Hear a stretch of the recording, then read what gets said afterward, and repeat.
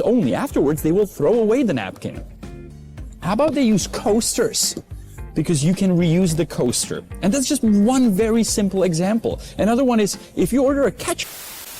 Olá pessoal, bem-vindos a mais um vídeo nesse canal. Nós somos cidadãos do terceiro mundo e nesse canal a gente reage sobre o primeiro mundo.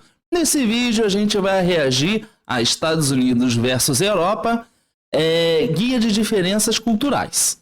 Então pedimos que, por favor, você considere se inscrever, ative as notificações e também deixe mais sugestões. E agora vamos para a reação. Hey there, we are guides from Prague, Czech Republic, and this is one of our favorite pubs. But somebody just recently left a nasty review complaining about the fact that the waiter simply asked them, "You want a beer?" The waiter brought the beer, and then once the person was finished, they brought another beer, and this guy was complaining about it. What is he talking about? That's the best thing. Once you're finished with your beer, they bring another one.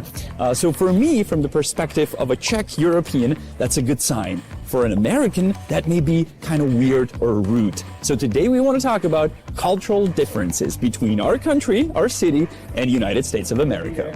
First of all, you may be surprised what the beer looks like. Well, we have a video dedicated only to that. And second, when I walked in, I didn't look at a beer menu or something that may be quite common in the United States where you have different beers on tap.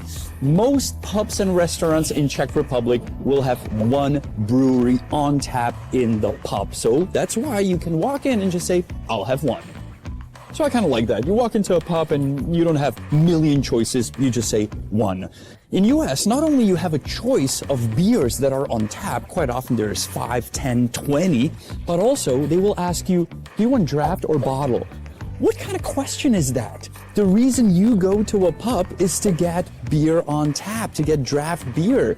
If you want bottled beer, you go to a supermarket. So for us, that's a big cultural difference that quite often we don't understand. Now, a beer here costs 55 crowns. Let's call that $2.50 to round it up. If you go to a stadium, to a sports event here in Prague, it's going to cost around $3. Well, nothing like that in US. If you go to a pub, it may cost $5, $6. And you go to a stadium, and it can cost $10, $15, even $20. Honza hates it. Whenever he goes to a sports event, he's always shocked with the price of the beer. I myself, when I travel to US, I usually don't go to sports events, but I like amusement parks. And just recently, I visited Universal Studios. It was the most expensive beer I ever had in my life. $15. I could not believe it. Now, I understand that going to amusement park, you don't go there for beer, you go there for the rides, but still $15? Dude, it was insane. Why did I do that? Also, fun fact, I did not take a picture of the beer, but I did take a picture of the receipt. Now, the price of the beer, as I said at the amusement park, was $15, but I was asked to pay more than $16. Why? It said 15. Well, tax was not included. What is this about? We go to a place, and I'm not only talking restaurants, but any store, shop, and the price tag is the final price you pay. It says 55 here, it's gonna cost 55. They include the tax. Why don't you do that in US? Isso é interessante porque aqui os impostos já estão incluídos, então a gente não precisa se preocupar com uma surpresa extra no final. Porém, os valores já são muito caros. Se você vai num pub aqui, você vai gastar uns 25, 30 reais com uma cerveja. Isso dá também uns $5, né? Então, assim, é muito fora da nossa realidade. E eu acho incrível como na Europa, nesses países de primeiro mundo que estão na Europa, como as coisas são feitas para as pessoas terem acesso. Isso é uma das coisas que eu mais amo, porque aqui no Brasil a gente tem uma coisa que as pessoas vendem coisas e elas parece que não se preocupam se vai ter gente para comprar ou não. Eu acho um pensamento muito louco. Enquanto na Europa as coisas são feitas para as pessoas consumirem. É algo simples. Sim, é verdade. É algo... E essa sua observação é algo realmente muito interessante, porque no nosso país as pessoas vendem as coisas por um preço muito caro e eu fico me perguntando como as empresas conseguem se manter desse jeito, porque na Europa você consegue consumir e, enfim, a empresa consegue se manter por isso, as pessoas têm acesso para comprar. E quando as pessoas não têm acesso para comprar, como as empresas aqui conseguem fazer isso? Eu não sei. It's just sad. I mean, imagine me, I'm 11 years old, I have my first dollar ever, and I walk into a dollar store, looking forward to buy something for $1. I pick up the item, go to the register, $1.50. What? It's a dollar store, everything costs $1, not dollar store plus tax. Now let's switch from drinks to food. In any place, you can get some food, right? Mostly you pick something from the menu and no further questions will be asked. Well, in US, quite often they will ask you how you want to customize. Do you want bacon? Do you want that cheese? Do you want this cheese? Do you want this or that and that? It gets quite confusing for us. And you can imagine me being 11 years old in US, in New Jersey, first walking to a restaurant, ordering a burger, very much looking forward to it. And they asked me, how do you want your burger done? I said, I don't know, very well done, thinking that they would make it completely. Yeah, you can imagine what happened. They brought this black piece of meat that was unedible. And all my friends had a laugh about it. Now, to be fair, if you go to a restaurant in Prague nowadays and you will have a burger, they will ask you how you want it done. But once again, the fact that you can customize anything at a restaurant in US is very uncommon for us here. So if you come to a pub or a restaurant in Czech Republic, don't expect that you can customize every single item on the menu. That's why there's a menu with things that you pick from. I really hope we didn't lose our subscribers from United States. We love you guys. So to say something that we consider to be amazing in US that we don't have here is water. Free water at a restaurant, at a bar, anywhere. You sit down at a table and in US, you get a glass of water. Never happens in the Czech Republic, ever. Not only that, if you ask for tap water, quite often they will say, no, we don't serve tap water. And you will get a tiny little bottle of water that you will pay for $2, $3, $4. It's ridiculous. I know a restaurant where I go to, and I will always say, can I get tap water? And they're like, no, we can't do that. We can only sell you a bottle. And I quite often say, I'll pay you the same price that I'll pay for the bottle for tap water. Like, no, we can't do that.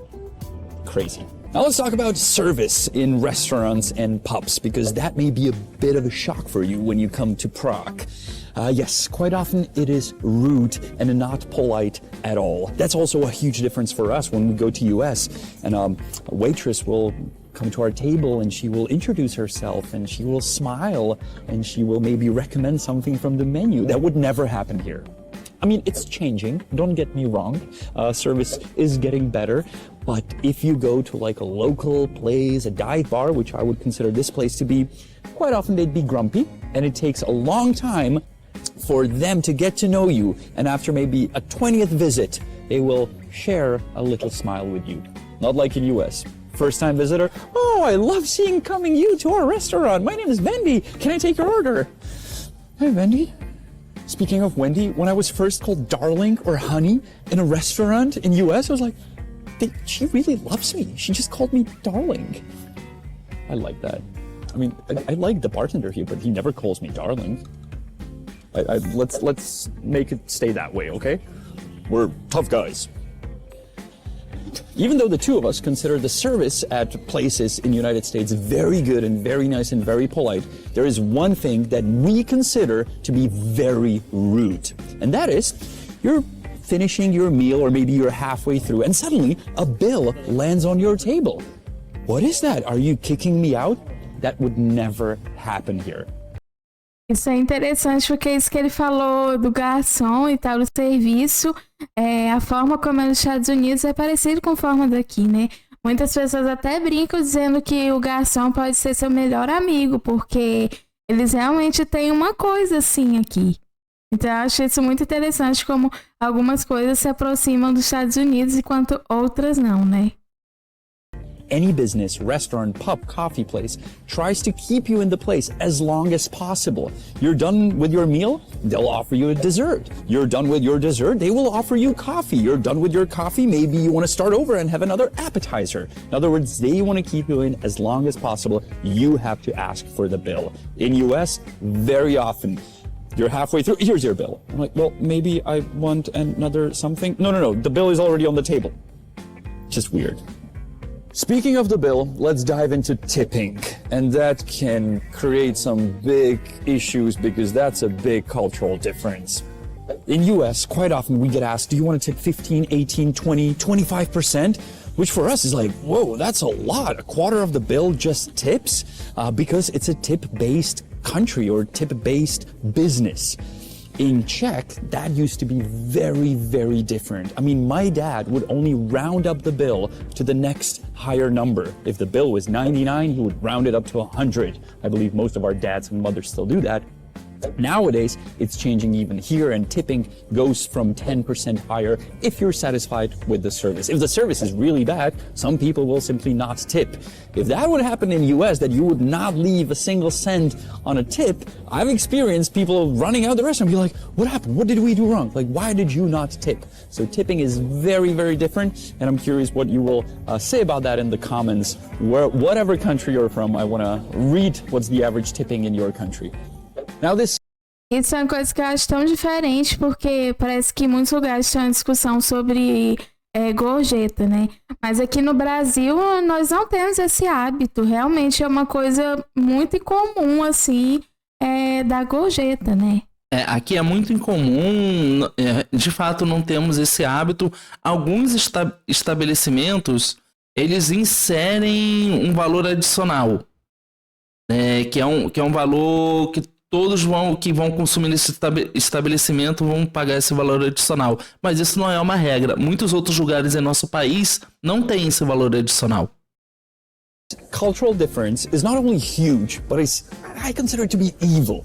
And that is packaging and garbage in general. I'm not talking about if you go to a place where it's a takeout or you go to a fast food. Yes, they put it in a paper bag, either if you're in US or here. But I'm talking about if you go to a restaurant and they create so much garbage, so much waste, even though you're at a restaurant. Quick example.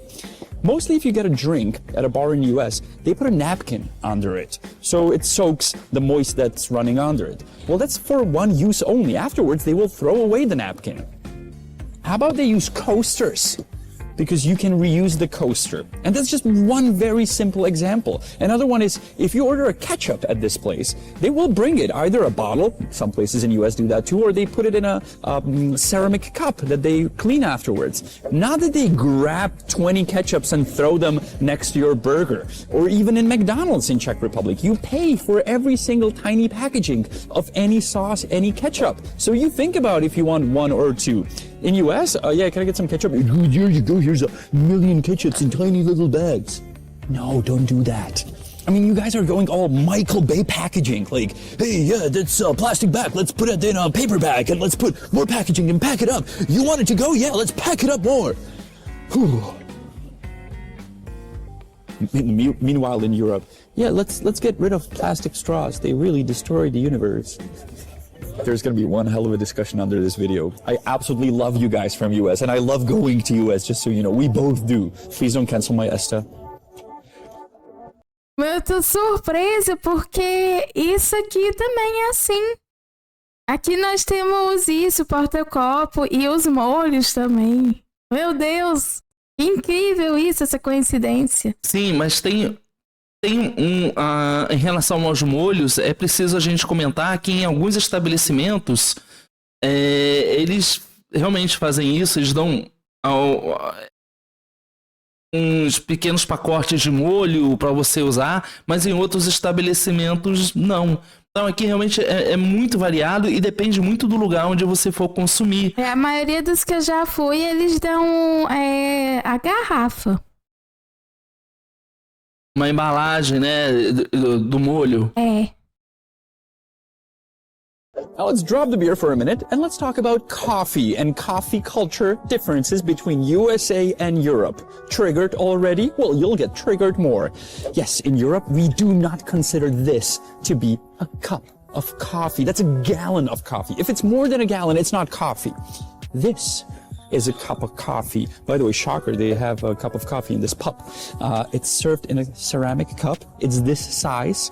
You have a plate under it. It makes that little noise when you put it down. You sometimes even get a spoon with it so you can mix your little espresso. And this is how you drink it. Not a gallon. Doesn't fit in your car so you can drive and sip on your little coffee soup throughout the day. Big difference, big shocker for us when we go to places in US and they simply don't serve something like this.